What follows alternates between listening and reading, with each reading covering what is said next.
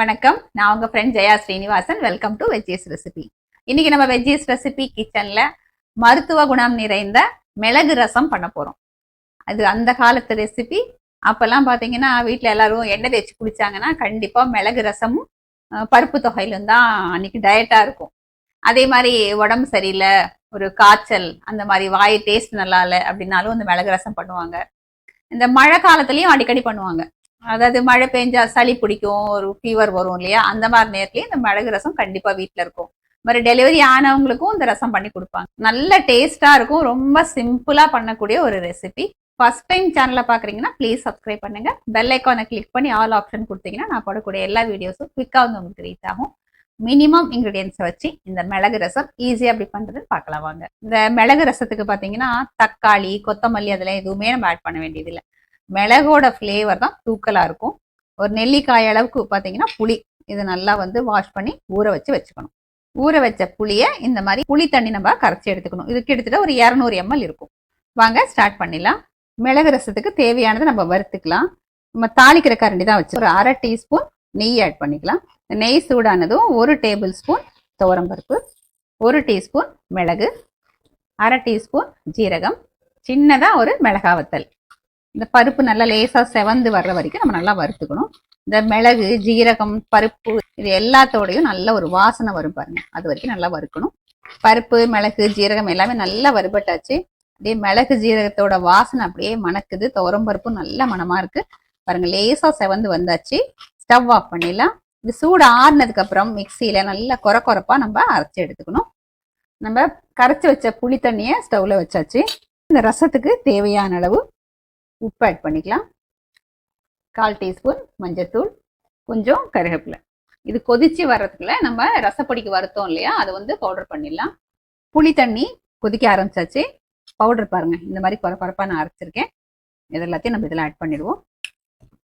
இது அப்பப்போ நம்ம ஃப்ரெஷ்ஷாக வறுத்து அரைச்சி பண்ணாதான் நல்லா இருக்கும். இது நம்ம பண்ணி வச்சுப்போம் இல்லையா, அந்த மாதிரி வச்சுக்கிட்டா அவ்வளோ வாசனை இருக்காது. இந்த புளியோட பச்சை வாசனை போகிற வரைக்கும் இது நல்லா கொதிக்கணும். இது ரசம் பாருங்க நல்லா கொதிச்சாச்சு. இது வந்து இந்த புளியோட பச்சை வாசனை போயிடும். நம்ம வறுத்து போட்டிருக்கோம் இல்லையா, இந்த பொடியோட வாசனை ரொம்ப தூக்கலா இருக்கும். இந்த மாதிரி நல்லா கொதிச்சு வரும்போது கொஞ்சம் தண்ணி ஆட் பண்ணிக்கணும். இப்ப நீங்க இதை டேஸ்ட் பண்ணி பாத்தீங்கன்னா உங்களுக்கு தெரியும் கரெக்டா பேலன்ஸா இருக்கா, இல்லை இன்னும் கொஞ்சம் தண்ணி சேர்க்கணுமா அப்படிங்கிறது புரியும். இப்போ இந்த ரசம் வந்து இது கரெக்டா இருக்கு. இப்போ கிட்டத்தட்ட ஒரு 150 ml நான் தண்ணி சேர்த்திருப்பேன். இனிமே வந்து இது கொதிக்க கூடாது. நல்லா அப்படியே நுரைச்சி வரும் பாருங்க. அப்போ ஸ்டவ் ஆஃப் பண்ணிடணும். ஃப்ளேமையும் நல்லா சிம்ல வச்சுக்கணும். அப்பதான் வந்து கொதிக்காம நுரைச்சி வரும் பாருங்க. நல்லா பர்ஃபெக்டா வந்து நுரைச்சி வந்திருக்கு. ஸ்டவ் ஆஃப் பண்ணிடணும். இந்த ரசத்துக்கு கொத்தமல்லி எதுவுமே நம்ம ஆட் பண்ண வேண்டாம்.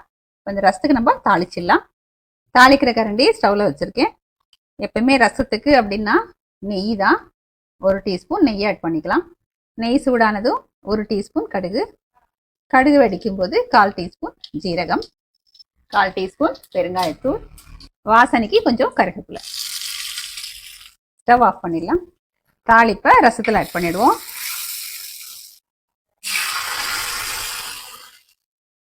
நல்ல மணக்க மிளகு ரசம் சர்விங்க்கு ரெடி. நல்ல ரசத்தை வந்து சுட சுட இருக்கு. டம்ளரில் கொஞ்சமாக எடுத்துட்டு டேஸ்ட் பண்ணி பார்க்கலாம் வாங்க. இல்லை மிளகு வாசனை நம்ம தாளிச்சிருக்கோம்ல, நெய் வாசனையோட ரொம்ப அருமையாக இருக்கு.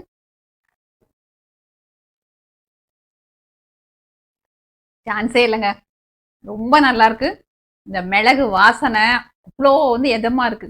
சில ஃபுட்டுலாம் பார்த்தீங்கன்னா நம்ம சாப்பிடும்போது வாய்க்கு மட்டும் ருசியா இருக்கும். ஆனால் இந்த ரசம் வந்து அப்படியே மனசுக்கும் அப்படியே எதமா இருக்கு. அந்த அளவுக்கு டேஸ்டா இருக்கு. சுட சுட சாதத்துல கொஞ்சம் நெய் போட்டு இந்த ரசத்தை போட்டு நல்ல குழைவா பிசைஞ்சு சாப்பிட்டோம் அப்படின்னா தேவாமிரதமா இருக்கும். இந்த மாதிரி ரசம் எல்லாம் வந்து நம்மளை ப்ரிவென்ட் பண்ணிக்கிறதுக்காக அப்பயும் பண்ணி சாப்பிடலாம். உடம்பு சரியில்லைன்னா அதை சரி பண்ணிக்கணும், நம்ம உடம்ப தேத்திக்கணும் அப்படின்னா கூட அப்போ கூட இந்த ரசம் பண்ணி சாப்பிடலாம். அப்போ எல்லா நாளுமே இந்த ரசம் சாப்பிட்றதுக்கு சூப்பரா இருக்கும். வாரத்துல ஒரு நாள் இந்த மாதிரி மிளகு ரசம் பண்ணி சாப்பிட்டோம் அப்படின்னா நல்லா ஆரோக்கியமா இருக்கும். கண்டிப்பா ட்ரை பண்ணி பாருங்க. எப்படி வந்ததுன்னு கமெண்ட்ல சொல்லுங்க. லைக் பண்ணுங்க, உங்க ஃப்ரெண்ட்ஸ் அண்ட் ஃபேமிலியோட ஷேர் பண்ணுங்க. புது ரெசிபி நாளைக்கு நான் உங்களை மீட் பண்றேன். தேங்க்ஸ் ஃபார் வாட்சிங்.